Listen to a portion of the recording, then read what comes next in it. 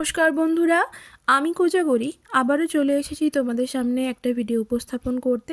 তবে আজ যে ভিডিও উপস্থাপন করতে তোমাদের সাথে চলেছি বা শেয়ার করতে চলেছি সেটা হলো আগামীকাল বৃহস্পতিবার 25শে জানুয়ারি। বন্ধুরা, আগামীকাল মহা বৃহস্পতিবার 25শে জানুয়ারি পৌষী পূর্ণিমার মহাতিথি। বন্ধুরা, বৃহস্পতিবার যে তিথিতে পূর্ণিমা হয়, অর্থাৎ যেই বার মানে বৃহস্পতিবার যদি পূর্ণিমা তিথি পড়ে, শাস্ত্রে সেটা লক্ষ্মী পূর্ণিমা হিসেবে বিবেচিত করা হয়।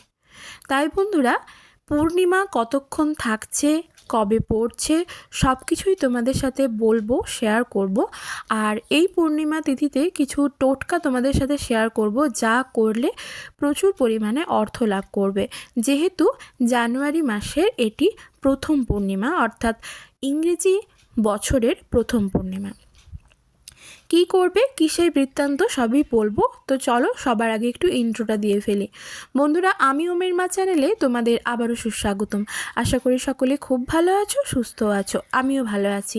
বন্ধুরা, আগামীকাল মহা বৃহস্পতিবার পূর্ণিমা তিথিটি পড়ে যাচ্ছে আজকে রাত্রি, অর্থাৎ আজ বুধবার, আজকে রাত্রি 9:39 পূর্ণিমা তিথি পড়ে যাচ্ছে। পূর্ণিমা তিথিটি থাকবে আগামীকাল অর্থাৎ 25 তারিখ বৃহস্পতিবার 10:47 পর্যন্ত, রাত্রি 10:47 পর্যন্ত। সূর্য উদয়া তিথি অনুসারে যেহেতু সূর্য পাচ্ছে বৃহস্পতিবার, তাই পূর্ণিমা তিথিটি পালন করা হবে, পৌষী পূর্ণিমা তিথিটি পালন করা হবে বৃহস্পতিবার অর্থাৎ 25 তারিখ আগামীকাল পূর্ণিমা তিথিটি পালন করা হবে। বন্ধুরা, আমরা সকলেই জানি পূর্ণিমা তিথিতে অনেকের বাড়িতেই সত্যনারায়ণের ব্রত করা হয় বা সত্যনারায়ণের পুজো করা হয়। যারা ভাবছো যে সত্যনারায়ণের পুজো করবে, তারা কিন্তু আগামীকাল পৌষী পূর্ণিমা তিথিতে করতে পারো। বন্ধুরা, আমরা সকলেই জানি মাঘ মাস অতি শুভ মাস, মা লক্ষ্মীর মাস। এই মাঘ মাসে অতি শুভ শুভ কাজগুলি সম্পন্ন করা হয়। তাই বন্ধুরা, আগামীকাল যদি সত্যনারায়ণের পুজো তোমরা বাড়িতে করতে পারো, তাহলে ভীষণভাবে ফলপ্রদায়ী হবে। শুধুমাত্র সত্যনারায়ণ পুজো করলেই যে ফলপ্রদায়ী হবে তা নয়, আগামীকাল যারা ভাবছো লক্ষ্মীর ঘটে পটে পুজো শুরু করবে, তারা কিন্তু আগামীকাল লক্ষ্মী পূর্ণিমা তিথি অর্থাৎ বৃহস্পতিবার আগামীকাল থেকেই শুরু করতে পারো। তার জন্য বিরাট কিছু আয়োজন করতে হবে এমন কিন্তু ভেবো না। মনের মধ্যে ভগবানের ওপর আস্থা বিশ্বাস রাখবে আর মনের পজিটিভিটিটাকে কাজ করিয়ে পুজো করবে, তুমি নিজেই পুজো সম্পন্ন করতে পারো।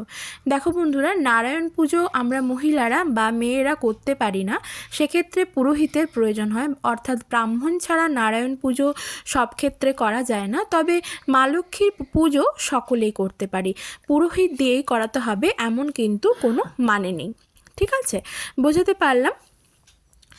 যদি মা লক্ষ্মীর ঘটে পটে পুজো শুরু করো, তাহলে সেক্ষেত্রে বলবো মা লক্ষ্মীর চিত্রপট বা বিগ্রহ যদি থেকে থাকে, সেটি একটি লাল কাপড়ের ওপর স্থাপন করো। তারপর ঘটের মধ্যে একটি কাঁসা বা পেতলের একটি ঘট নেবে, তাতে এইরকম যদি তোমার কাছে লক্ষ্মীনারায়ণের বিগ্রহ থাকে, তো লক্ষ্মীনারায়ণের বিগ্রহ স্থাপন করো। তারপর একটি ঘট নাও কাঁসা বা পেতলের ঘটের মধ্যে সিঁদুরের ফোঁটা লাগাও। তারপর সেই ঘটের মধ্যে বিজোড় সংখ্যায় আম্রপল্লব রাখো, তার মধ্যেও সিঁদুরের ফোঁটা অঙ্কন করো। তারপর তার ওপর একটি পান পাতা এইভাবে দাও, সেখানেও সিঁদুরের ফোঁটা অঙ্কন করো। মা লক্ষ্মীর মাথায় দেবে একটি নীলকণ্ঠ অপরাজিতা ফুল, নীলকণ্ঠ অথবা অপরাজিতা একই নাম, নীলকণ্ঠ ফুলকেই অপরাজিতা ফুল বলা হয়, নীল অপরাজিতা ফুল। এবং বিষ্ণুর হাতে রাখবে নীল অপরাজিতা ফুল। বন্ধুরা, এটা মাথার মধ্যে রাখবে।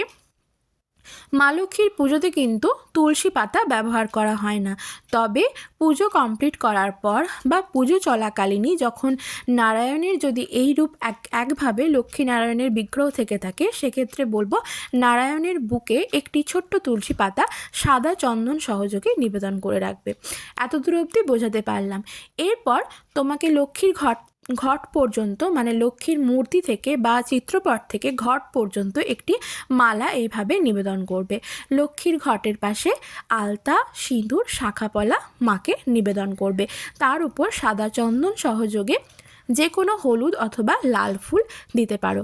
মা লক্ষ্মীর লাল ফুল অতি পছন্দের। লাল রক্তকরবী ফুলও মা লক্ষ্মীর ভীষণ পছন্দের, তাই এই ফুল পেলে একেবারে ছেড়ে আসবে না, এই ফুল কিন্তু দিতে পারো। আগামীকাল যদি পারো সকালবেলায় কারোর বাড়ি থেকে, নিজের বাড়ি নয়, আমাদের অনেকের বাড়িতে জবা ফুলের গাছ থেকে থাকে, নিজের বাড়ির ক্ষেত্রে বলবো না, আগামীকাল যদি কারোর গাছ থেকে পারো একটা লাল জবা ফুল অর্থাৎ রক্ত জবা ফুল তুলে নিয়ে আসবে, সেটি মা লক্ষ্মীর চরণে নিবেদন করবে। ঠিক আছে, এটা একটা টোটকা, এর দ্বারা তোমার বাড়ির বাস্তুদোষ দূরীভূত হবে। এটা কেন বললাম বন্ধুরা, কারোর বাড়ি থেকে ফুল না বলে তোলাটা আমি জানি, না বলে কোনো কিছু জিনিস নেওয়া মানেই অপরাধ, কিন্তু যদি একটা ফুল নাও, একটা ফুল নিলে না বলে, তাতে অপরাধ হবে বলে আমার মনে হয় না, কারণ সেটি তুমি মা লক্ষ্মীর চরণেই নিবেদন করছো। তবে কথাটা মাথায় রাখবে, লাল যে রক্ত জবার ফুলটার কথা আমি বললাম, সেটা কোথা থেকে কিনে নয়, কারোর বাড়ি থেকে তুলে আনবে, যদি তোমার পক্ষে সম্ভব হয়।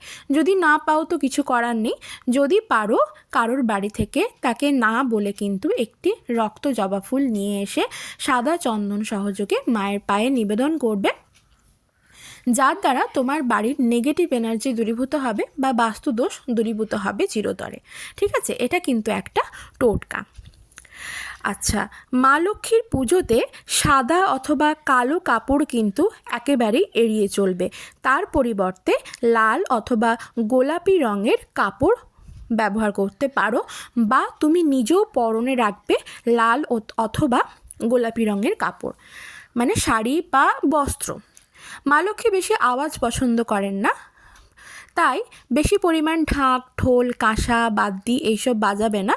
মায়ের ঘটের সামনে অবশ্যই কিন্তু লক্ষ্মী কড়ি রাখবে। ঠিক আছে, মায়ের ঘটের পাশে একটি ঠাকুর ঘরে যে কাঁসা বা পেতলের প্লেটগুলো হয়, সেই প্লেটের মধ্যে যে লক্ষ্মী কড়ি হয়, লক্ষ্মী কড়িগুলি সাধারণত একটু সাদা কড়ির থেকে সাইজে বড় হয়, যে কোনো বড় দশকর্মার দোকানে তুমি পেয়ে যাবে। সেই লক্ষ্মী কড়ি ভালো করে ধুয়ে তার মধ্যে সিঁদুরের ফোঁটা লাগিয়ে সেই কাঁসা বা পেতলের যে প্লেটটি আছে তার মধ্যে সাজিয়ে রাখবে। কটা রাখবে? হয় 3টে, নয় 5টা, নয় 7টা, নয় 11টা, অর্থাৎ বিজোড় সংখ্যায় রাখবে, 11টার বেশি রেখো না। সেটা আগামীকাল মা লক্ষ্মীর চরণের কাছে রাখো।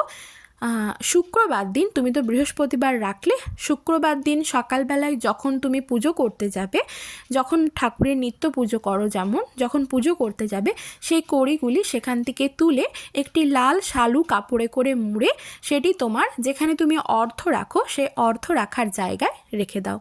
সারা বছর প্রচুর অর্থ লাভ করবে, আটকে থাকা টাকা তোমার কাছে ফেরত আসবে। ঠিক আছে, বোঝাতে পারলাম?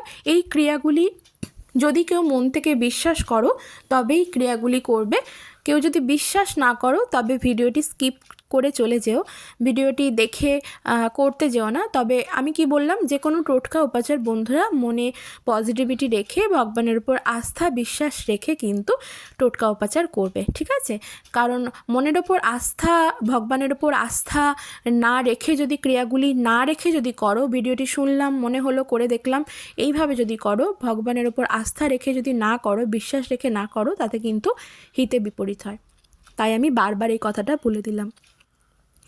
মা লক্ষ্মীর ঘটের সামনে তো তোমাদেরকে বললাম কড়ি দেবে, অবশ্যই এই দিন কিন্তু মা লক্ষ্মীর পায়ের একটি আলপনা আঁকবে। অবশ্যই মায়ের পুজোতে কিন্তু মা লক্ষ্মীর পুজোতে আলপনা দিতে হয়। আর বন্ধুরা, এই দিন 10 মিনিট টাইম বের করে মা লক্ষ্মীর যে বীজ মন্ত্র সেটি 108 বার জপ করো। যদি তোমার কাছে, তোমার বাড়িতে বা তোমার কাছে জপমালা থেকে থাকে, সেক্ষেত্রে তুমি জপমালা সহযোগে মা লক্ষ্মীর যে বীজ মন্ত্র শ্রিং শ্রিং শ্রিং এভাবে জপ করতে পারো। যদি যদি জপমালা না থেকে থাকে, সেক্ষেত্রে আমি যেটা করি, 10 মিনিট টানা ঘড়ি ধরে শ্রিং শ্রিং শ্রিং এইভাবে বীজ মন্ত্রটি জপ করতে পারো। এর দ্বারা কি হবে, তোমার মনের মধ্যে বা তোমার শরীরের মধ্যে যদি কোনো নেগেটিভ এনার্জির প্রবেশ ঘটে থাকে, তোমার শরীর যদি অসুস্থতায় ভোগে, প্রচুর পরিমাণে ডাক্তার দেখাচ্ছ, রোগে জরাজীর্ণ, শরীর ঠিক থাকতে পারছে না, তো সেক্ষেত্রে তুমি অনেকাংশে ভালো হয়ে যাবে। এটা শুধু নিজের ক্ষেত্রে বলে নয়, এটা কিন্তু অন্য মানুষের জন্য তুমি এই ক্রিয়াটি করতে পারো, হাতে নাতে ফললাভ করবে।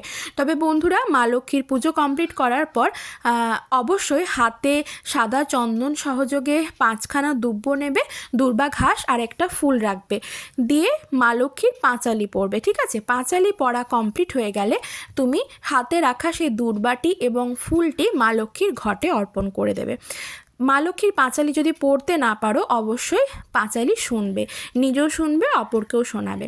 আচ্ছা, এরপর যেটা একটা বড় টোটকা বলবো, সেটা হলো বন্ধুরা, যেহেতু বুধবার দিন পূর্ণিমা তিথিটি পড়ে যাচ্ছে, বুধবার রাত্রি 9:39, অর্থাৎ আজ রাত্রি 9:39 পড়ে যাচ্ছে, তো তোমার বাড়িতে ব্যালকনিতে বা ছাদে যেখানে চাঁদের আলো এসে পড়ে, সেই জায়গায় তুমি একটি কাঁসা বা পেতলের বা তামার একটি ঘট নেবে, সেই ঘটের মধ্যে কালো তিল দেবে, 1 চিমটে মতো কালো তিল দেবে। ঠিক আছে, আর একটু ফুল দেবে, সাদা চন্দন সহযোগে একটা ফুল দেবে। ঘরটি কিন্তু খাবার উপযুক্ত, অর্থাৎ পানির উপযুক্ত জল দিয়ে পূর্ণ করতে পারো বা গঙ্গা জল দিয়ে পূর্ণ করবে। গঙ্গা জল বা অন্য জল দিয়ে পূর্ণ করবে না, গঙ্গা জল দিলে পুরোটাই গঙ্গা জল দিয়ে পূর্ণ করবে, বা পানির উপযুক্ত জল দিয়ে পূর্ণ করে সেটি একটি লাল শালু দিয়ে ঢাকা দিয়ে রেখে দাও, চাঁদের আলো তাতে সরাসরি এসে পড়ুক। সেটি আগামীকাল বৃহস্পতিবার দিন, তুমি আজকে তো ক্রিয়াটা করলে, বৃহস্পতিবার দিন এসে সকালবেলায় তোমার সদর দরজার সামনে, মানে মুখ্য দরজার সামনে যেটা এন্ট্রান্স, সেখানে জলটি ছিটিয়ে দাও। দেখবে বাস্তুদোষ চিরতরে দূরীভূত হবে। সকলে খুব ভালো থেকো, সুস্থ থেকো।